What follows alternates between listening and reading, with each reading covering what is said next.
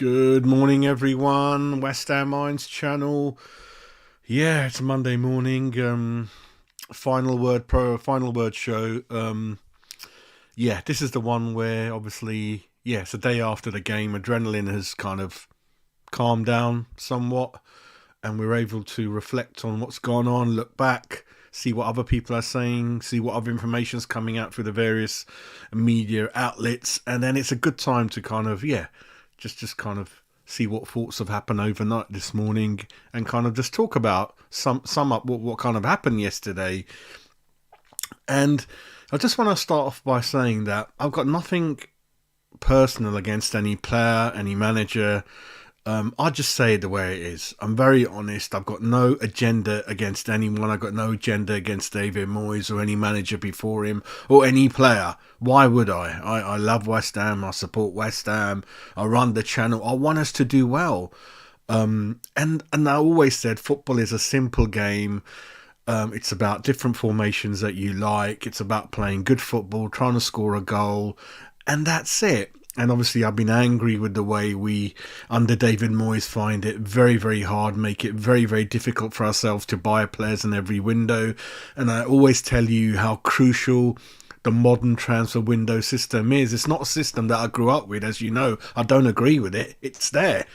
I'm used to seeing you're able to buy players throughout the season up until it used to be March, and then the window used to be closed. It made perfect sense. It's a free market. There's no restrictions. There's no blackmailing, which I think is happening in this too limited transfer window system. But it is what it is. And what our manager keeps doing is doesn't want to buy any players anyway. Takes too long deciding. Then we've got the owner interfering with players. Then we've got Tim Steidten, who's trying to push us in another new modern direction, and they're all clashing with each other. And why I want to talk about that, and I'm not going off tangent, it's very much related to this game and the Burnley game, right? Where I'm pissed off where we've dropped 2 points. And it's the comments from David Moyes again. When the window opens, he says, oh, I think we need this, we need that, but I don't think we're going to get it. That kind of player doesn't exist anywhere. And then it all comes back to, we've got a very, very small squad, meaning he only wants to work with a starting 11 and maybe one guy off the bench. So throughout the whole season, in all those competitions where we kind of take part in and are still in, he only wants to play with those 11 or 12. That you can't do that in a modern game.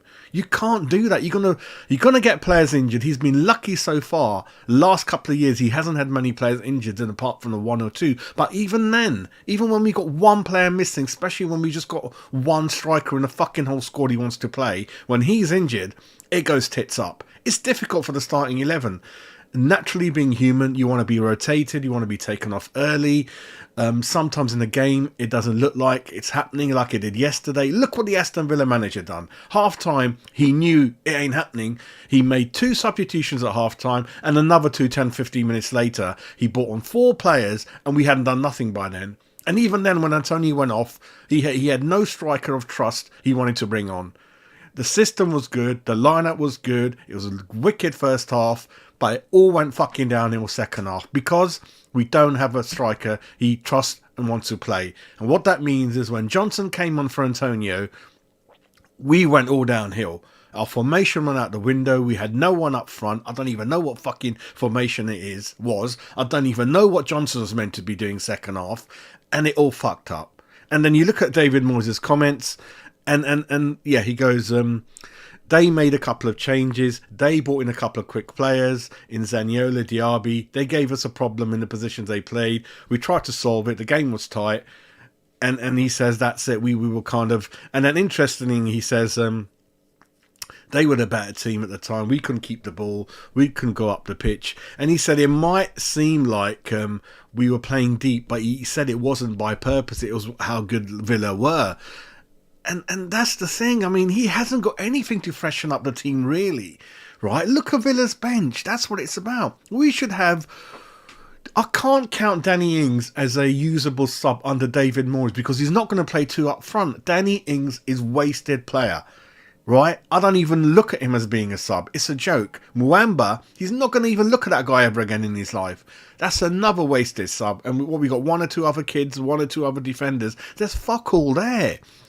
And look where we are in the league, despite sort of dropping points week in, week out. We are still hanging there in 7th place. We're into the quarterfinals of Europa. He's got it all there. The foundation is all there. As I keep saying, it's a good starting 11. But why didn't you go and not buy 2-3 good players that could really give the 11 a push, challenge them and rotate them?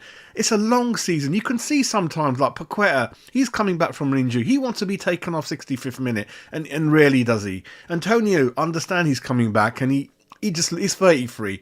He looks even more lethargic than he did before. But having said that, he's done well last couple of games. He scored in midweek. He did really, really well. Second half when he came on with Danny Ings, it worked, right? But we keep on... It's just obvious. It's obvious, isn't it? We're dropping performances. We're playing like one good half again. Burnley, second half good, first half shit, right? Here, first half good, second half shit. He cannot change. I cannot remember David Moyes. Well, Burnley, all right, 2-0 down tactically. He did change it, but that was kind of because he was forced into it. It's because he was reactive, not proactive, right? And he rarely starts off in any different formation. So it's always the same formation, always the same way every single game. I've rarely seen him really make some interesting substitutions and it's changed. Apart from Burnley, I get that top of my head, right? So for me, the comments are mind-boggling.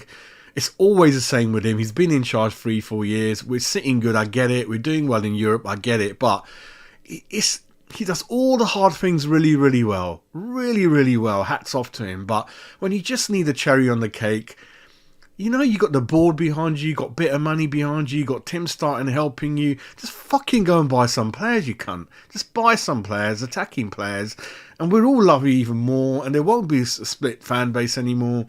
And it's just fucking frustrating. 2 points dropped yesterday, 2 at Burnley, 2 at fucking Sheffield United. And Alvarez, he's getting booked every single fucking game. It's a fucking concern. You win 5-0 midweek, he got booked there as well. He got booked in this game again. He's going to miss the Newcastle Spurs coming up games. The harder games are coming up. I know every game's hard, but Spurs are going to give you a good game, and one of the other teams. We've got a lot of big teams yet to play. Yeah, we've got Spurs, we've got Liverpool, we've got Man City, all those teams coming up. And we used to European football. We love it. It's our first season back-to-back. We want that to carry on, right, by hook or crook. And I just think these points we're dropping left, right and centre. You know, we had that great December. We beat all the big boys and we fucking threw it away since then due to the squad. You brought Calvin Phillips in. He's written off. We don't have the capability of calling Pep up and asking him, what mind is Calvin Phillips in, or talk to one or two other people. We don't have that, right? When Calvin Phillips came in, I was happy, thinking he used to be a big player a couple of years ago. Let's see what we can get. It's on loan. Haven't got much to lose. But I didn't know he's the only one that's going to come in. I kept thinking, I'm happy because we're going to get a striker, we're going to get left winger, perhaps get a young guy to help the back. I didn't know Calvin Phillips was going to be the only one coming in, and perhaps the only position we didn't really need anyone. If anything, you could have brought Downs back from Southampton if you were worried about that many CDMs. But it's a big issue.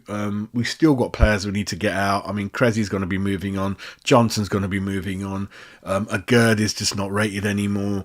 Cornet's not used. See, that's 5-6 names already top of my head. There's lots of issues still, despite having good amount of money to kind of be used in the 7-8 windows has been here, right? And I sit here this morning. I don't look at it as a good point. I told you, when you look at a game that you could have not easily, but should have won, then a point is, I don't care about the point. Either 3, I don't want any. That point of Burnley is fucking useless to me. It's 2 dropped. For me, the focus is we dropped 2. I don't care about the 1 point we got. 2 dropped there, 2 dropped now, and 2 dropped in many, many games since January, since then. And the easy fix would have been play with a striker. You saw against Freiburg how well it worked. It's not rocket science, right? I mean, that's kind of the final word for me, is that the transfer window is going to be crucial in kind of what we do this season, right? usually, I keep saying at the business end of the season, which is now, you're gonna run out of steam. You're gonna get touchwood. If Paqueta gets injured again, or Bowen, or Kudos, we're fucked. We're fucked. Any of the 11 get injured, we're in trouble because we have to have no backup. And okay, you'd understand if David Moyes came in as a manager in the summer window, then he would say, oh yeah, he's only just come in, he hasn't had enough time to kind of see things through. He's been here 3-4 years. The Spurs manager who came in the summer has done more to their squad in terms of beneficial stuff than we have. They've got Werner on the bench. They've got Banta Canara on the bench to come on. You know, all these players, they can turn it around, right? And I look at our bench and Johnson comes on with respect. I mean, what was Johnson going to do? I don't even know where he was playing. All I know, second half, we started off slow, which to me would have said that, okay, I understand Villa played in midweek as well, and we did, so we can't use that excuse. But it's our problem. We don't care how fresh Villa look. We got to change it. It's natural. Paqueta's just coming back. Antoni's just coming back. Emerson's just coming back. Just freshen it up. Bring on some players like they did. Quality players, fast players, zippy players, players in the right positions. You take Antony off, and because you only want to play one up front, please note Villa play two, then bring on an Antonio type. Bring on an Antonio type, like for like, up front. And then it won't be much of a change, and the new player will have a lot of energy to run down the channels, hold it up, that kind of game David Moyes likes.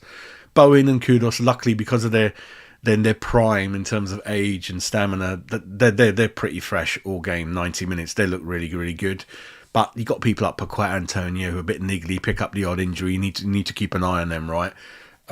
Alvarez, if he looked like he's getting a yellow, I know he's our best player. You can even consider taking him on if you wanted to protect him. So many things you can do, but we got lots of games to go this season, and I'm concerned because we've got nothing in the subs bench. We've got nothing on the bench.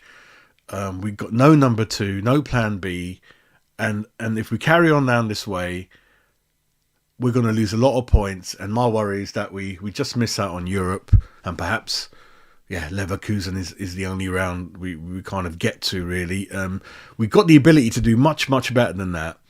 But it's just that we don't have that 10, 15, 20% help from the bench, which is the key why your Liverpools, your Man Cities, your Spurs, your Arsenals, those clubs will always be in the top 4 because they've got the squad. The manager's got the ability to rotate, freshen up, change formations, use the windows in the best way you can. We don't do any of that. And it's going to catch up with you, right? And just because it's worked for you by hook or crook sometimes, but at the same time, you've also seen the Champions League missed out by a point in lockdown because you didn't buy enough in windows. In January window, you didn't buy enough, right? And like I said, you lost Antonio. We suffered a lot, right? Lost Paqueta. There was a stat saying we've hardly won anything when Paqueta doesn't play. We haven't won any games, right? So all these things is what I'm thinking about the final word. The final word for me is very, very frustrating, very, very concerning that we can see now how not utilising the transfer window in January at least is beginning to bite West Ham United, really. That's it from me. I'll catch up with you on another show soon. In the meantime, thank you for viewing. Keep putting your comments in there. I know I haven't replied to any comments in at least a week or two, but I will play catch up next couple of days, and I will be personally replying to each comment, really. So please share and subscribe if you haven't. We're heading towards the 3,000 subs mark. Apart from that, hopefully you guys have a great Monday. Take care.